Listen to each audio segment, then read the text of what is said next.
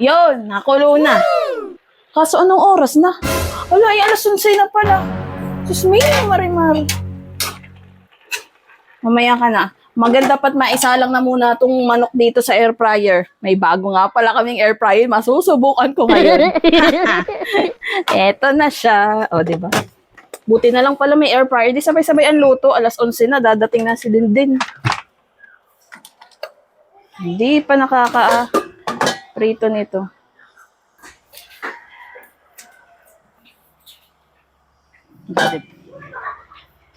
Tapos, set na lang natin yan.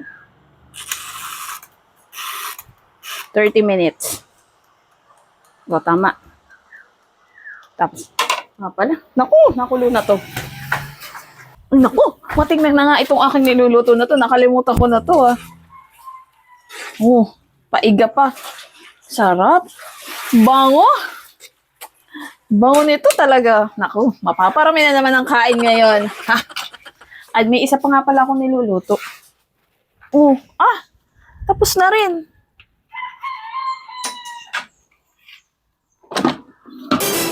Oh, bakit naging pakpak na lang to? Nasaan na yung laman? Kalahating buo to. Putik, Ay, naku, si Katabo na naman malamang ang kumain yun. Kahit kailan talaga?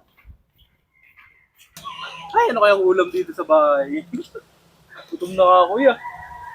Sana luto na para makakain na ng tanghalian. Gutom na! Ano? Kinain mo na naman yung ulam dito? Anong ulam ang sinasabi mo? Nang iniwan ko ng manok ko sa air fryer, nawala. Kakauwi ko lang, oh. Tapos ako pagbibintangan mo, gano'n ko na ba na? Eh, ganyan ang mga style mo. Lalabas ka, kakain, doon mo kakainit, tatagong sa amin. Galing nga ako doon sa labas, ano eh. Ngayon lang alam ko, wait, tapos, Ay, sabihin mo naku, umamin ka na. Ikaw lang naman ang kakain dun eh. ba't ba lagi pag ako nawawalan ng ulam dyan, ako lagi Oo, ikaw lang naman talaga eh. Kailangan ka naman, Katrina. Diyos ko naman. Ay, wala naman ibang kakain nun. Ay, hindi nga ako, kasi nga galing ako doon sa labas. Kaling sa labas, yung mga style mong yan. Kunwari ka pang... Hindi naman ito eh. Kawawa sa iyo, Katrina. Ha? Ano tayo niyan?